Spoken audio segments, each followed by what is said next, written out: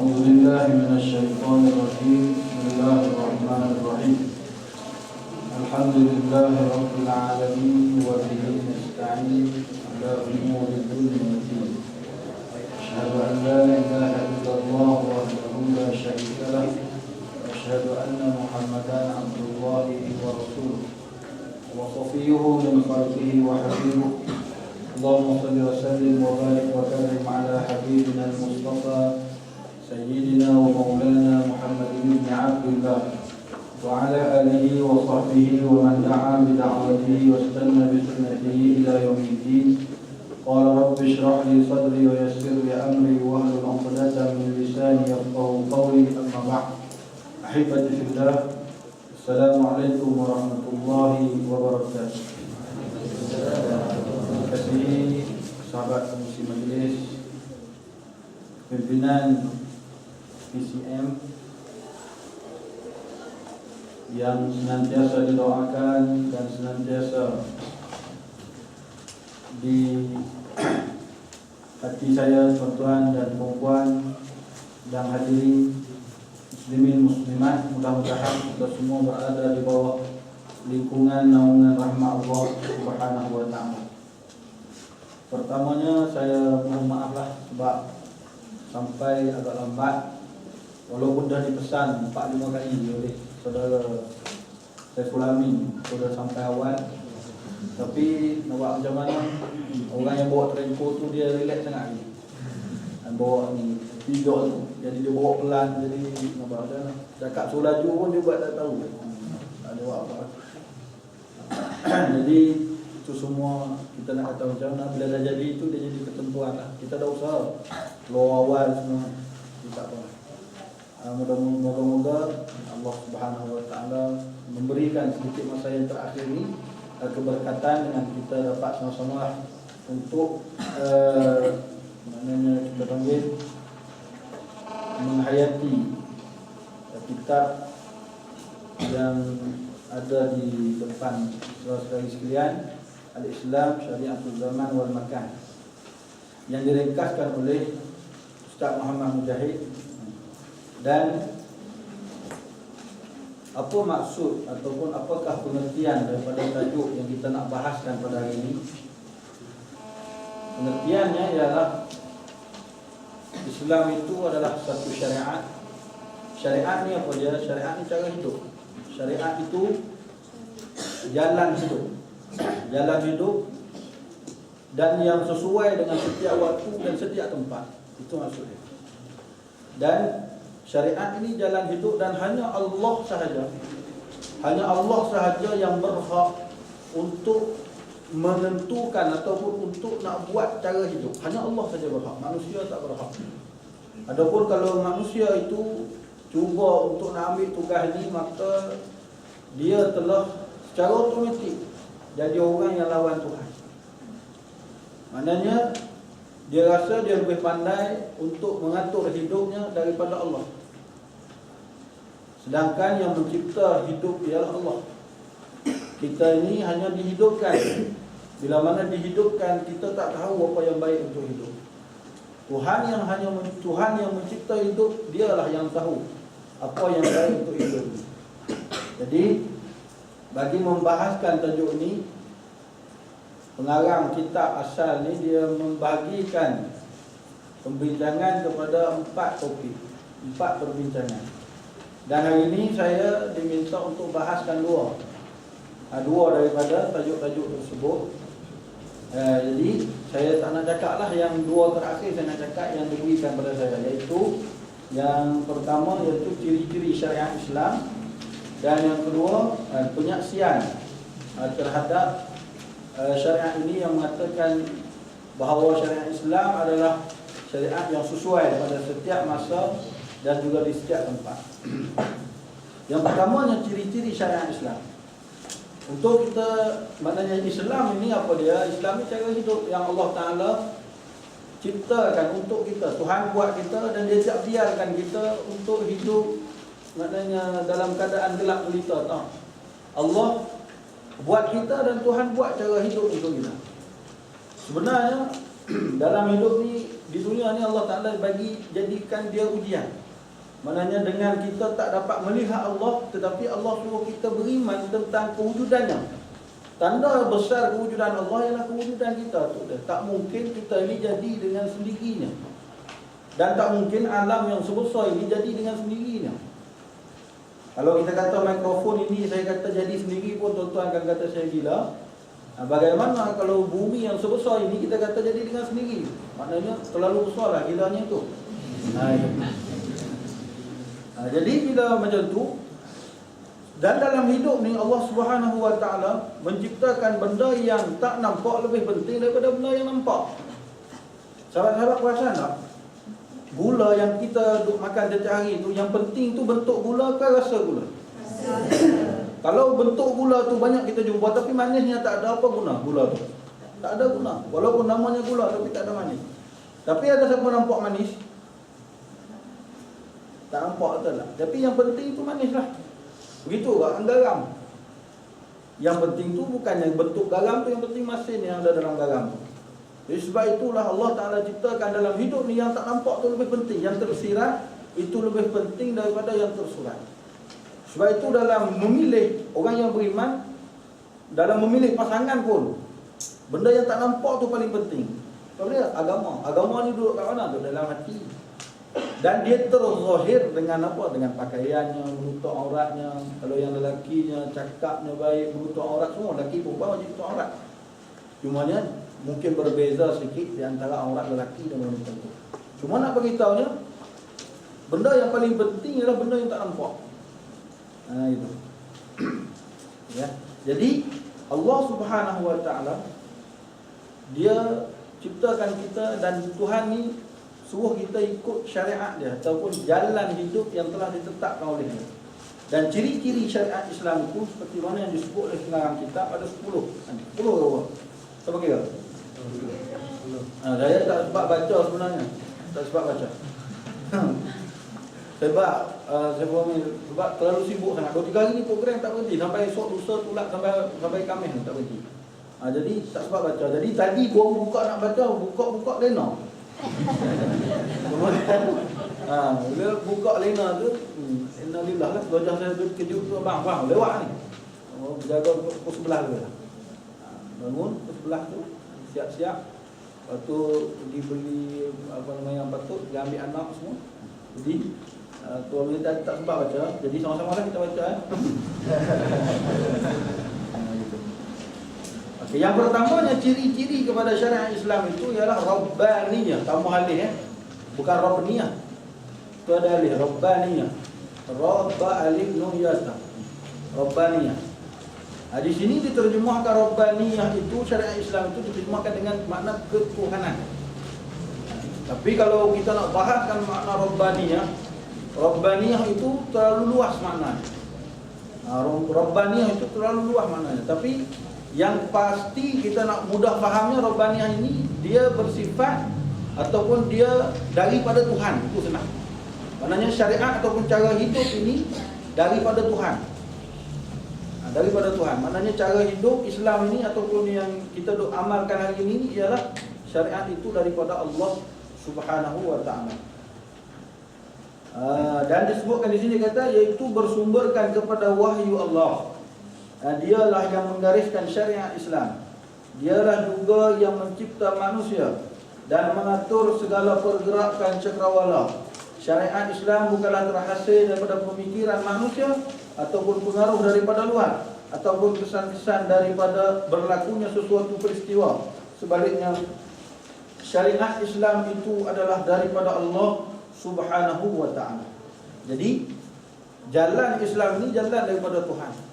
Dan setiap hari Allah Subhanahu Wa Taala dalam solat tu Tuhan suruh kita baca surah Al-Fatihah. Dan dalam surah Al-Fatihah itu kita dipanggil satu ayat daripada surah Al-Fatihah itu kita berdoa minta Allah tunjukkan jalan yang lurus. Itulah syariat. Ihdinas siratal mustaqim. Ya Allah, tunjukkanlah kami jalan yang lurus. Tetapi ada orang duduk baca ni, orang panggil apa? Ihdinas siratal mustaqim ni setiap hari, setiap waktu, sehari 5 waktu, sehari 17 kali. 17 kali kalau orang yang dah umur 40 tahun, bermakna dah 150,000 kali dah dia baca Al-Fatihah. Saya pun tak kira lah tinggi tapi lebih kurang macam tu lah. Saya ingat lupa saya, dulu saya mengaji dengan guru saya, dia beritahu macam tu lah. Dia kata kalau orang tu umur 40 tahun, dari start umur dia balik, umur dia balik tu kalau kita kata 15 tu sampai umur 15 ni tahun Hijri, bukan 15 tahun Masihi. Tahun yang kita selalu kira ni tahun Masihi, 15 tahun Hijri. Maknanya kalau tahun Masihi tu kita umur 14 tahun lebih, tu bagi lelaki dah balik dah. Maknanya kalau start daripada umur tu sampai umur 40 tahun dah berapa puluh ribu kali dah kita duduk baca ihdinas siratal mustaqim. Tetapi ada orang masih lagi semayang, kadang-kadang tak semayang, kadang-kadang buat macam-macam dosa-dosa yang dia buat. Ada yang masih, ada lagi yang solat tapi minum arak, ada. Solat tapi minum arak, ada yang solat tapi berzina. Ada yang solat masih lagi, maknanya tak peduli halal haram, tak peduli. Yang Tuhan cakap haram dia langgar ni. Jadi ini orang yang dipanggil, tak tahu kenapa. Ada orang tanya saya itu, kenapa kita kata duk baca ihdinas siratal mustaqim tapi tak dapat tunjuk juga. Saya nak tanya satu je.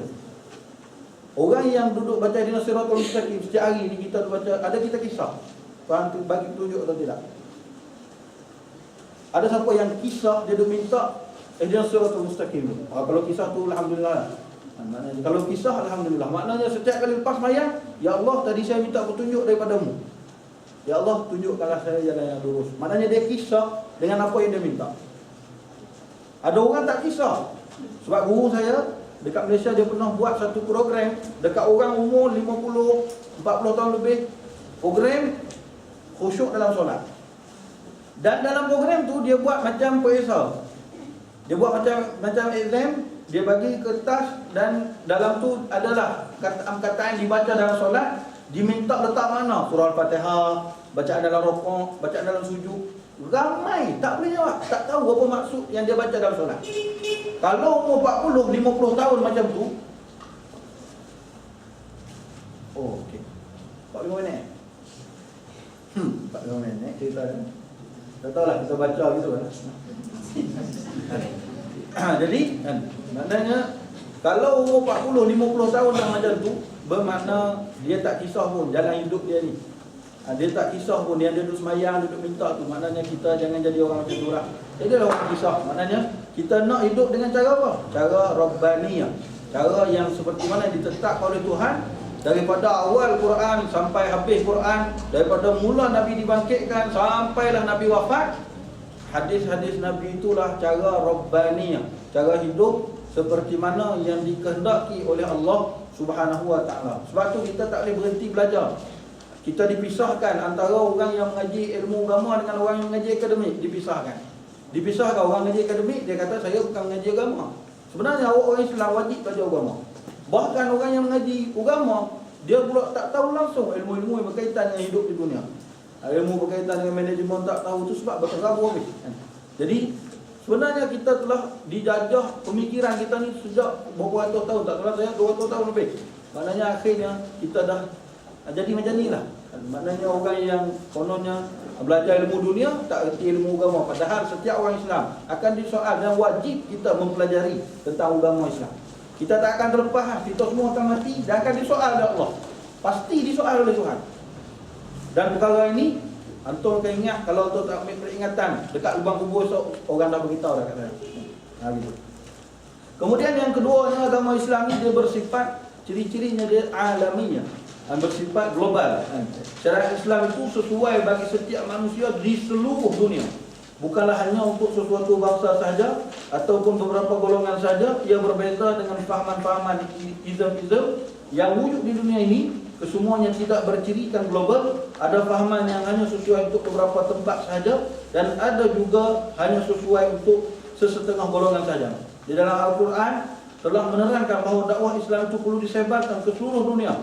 Dan Nabi Muhammad SAW adalah utusan sekalian Allah. Untuk nak mendalami perkara ni, kita tak boleh bincang dalam waktu yang singkat ni. Mana nak bagi tahu kata agama Islam ni sifatnya global, sifatnya antara bangsa.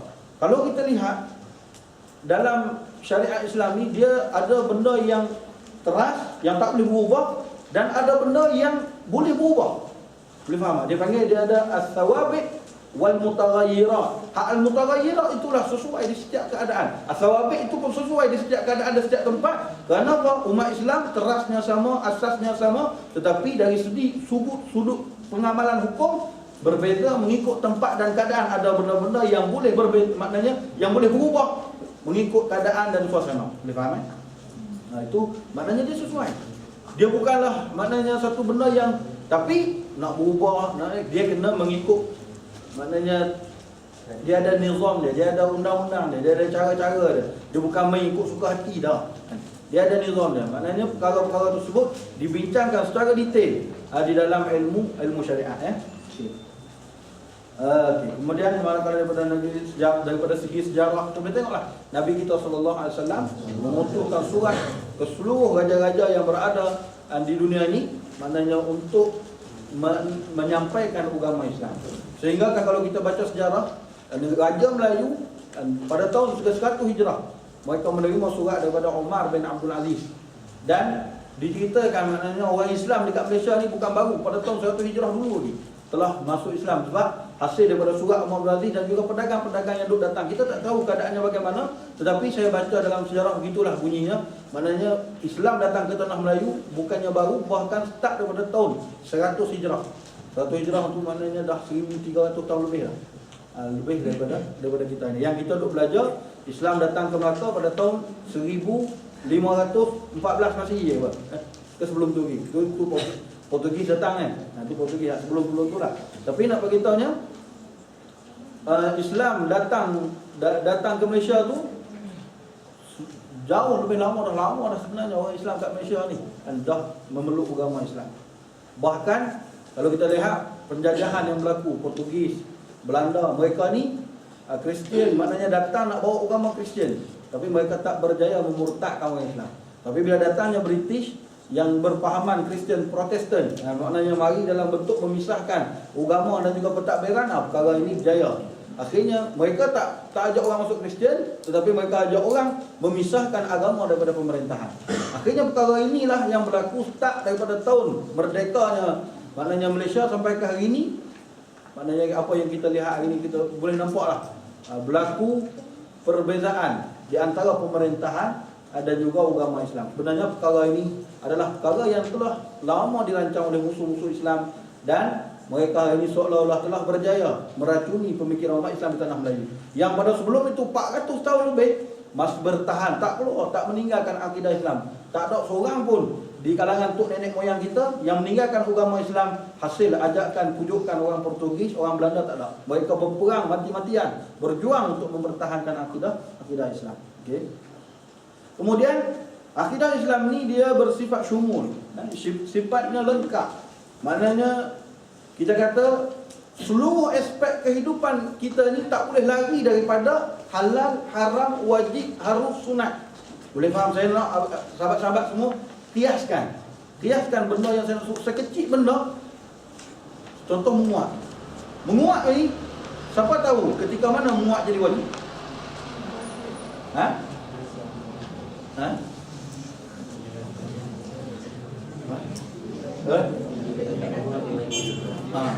Jadi kan kalau menguat ni dia macam pertukaran angin dalam badan, betul tak? Ada orang malam-malam dia tak tidur, kemudian dia tak boleh nak tidur, dia datang program hari ni. Bila datang program hari ni, dia mengantuk sangat-sangat, nak menguat malu. Takut tak macu lah, macam-macam lah kan. Jadi duk tahan menguat, tahan sampai pening kepala. Bila pening kepala tu boleh pengsan, waktu tu wajib dia menguat. Kalau tak menguat haram hukumnya. Faham? Jadi menguat hukumnya wajib bila mana apa? Bila mana boleh. Kalau tak menguat tu pengsan. Kemudian menguat hukumnya sunat. Bila kita menguat ikut juga sunnah Nabi lah. Menguat tak bunyi atau kita menguat tutup mulut elok-elok. Nampak? Okey, menguat tu hukumnya sunat. Jadi kita jaga adab-adab, kita tutup mulut, itu sunat hukumnya. Dan bila menguat jadi harus. Menguat ini gaya bebas. Maknanya tak payah, tak kena. Maknanya menguat kena duduk tak. Menguat boleh menerak, sambil berenang boleh menguat. Maknanya dia gaya bebas. Jadi itu kita panggil harus. Maknanya menguat itu hukumnya harus. Makruh bila kita tak ikut sunnah Nabi lah, tak tutup mulut bunyi dia lagu lah. Dan muat hukumnya haram bila? Hukum haram, contohnya lah, saya duduk ngajar kat depan ni, ada orang tak suka. Tak suka, jadi dia nak protes, dia tunjuk tak suka tu, dia buat macam mana? Dia buat muat. Ada buat macam tu kan? Ada orang buat macam tu. Kita tengah mengajar ni, dia tak puas hati, dia buat macam-macam. Tapi nak bagi tahunya, sampai kalau boleh menyakitkan hati tu jadi haram hukumnya. Muat waktu tu hukumnya haram. Boleh faham? Kalau muat yang kecil tu ada hukum, cuba bayangkan benda-benda lain semua ada hukum. Tu suruh kiaskan sendiri lah. Maknanya ada hukum. Ya, tak boleh lari daripada syariat tu. Sebab mana? Dia syumulia. Dia satu benda yang merangkumi seluruh aspek kehidupan kita. Tak boleh lari daripada benda haram, tak boleh lari pada benda halal, tak boleh lari pada benda harus, tak boleh lari pada benda wajib, tak boleh lari daripada benda makruh. Ya, faham Kemudian at-tajaddud. Okey ya. Syariat Islam itu mampu bergerak selari dengan perkembangan zaman. Berbeza dengan tamadun dan perubahan pola masyarakat. Ini kerana syariat Islam bersifat memperbaharui. Ini satu benda yang Allah Ta'ala beri kepada agama Islam. Zaman dulu orang tak nampak Quran itu dari sudut sains. Tapi zaman hari ini Quran itu maknanya dibuktikan kebenarannya oleh sains. Contohnya ayat Quran, Allah Ta'ala sebut, Inna khalaqnal insana min nutfatin amsyaj nabtalihi faja'alnahu sami'an basira. Sesungguhnya kami jadikan manusia daripada campuran air benih lelaki dan wanita. Saya nak tanya sahabat-sahabat, saintis jumpa bila kata yang jadi lelaki, maknanya jadi manusia ini campuran daripada air benih mak dan ayah? Daripada bila dia buat? Tahu bila? Jawab punya angin. Maknanya tahu jawapan tu, tapi tak payah malu, tak apa, cakap je. Kalau salah saya pun bukan tahu sangat kamu betul. Apa?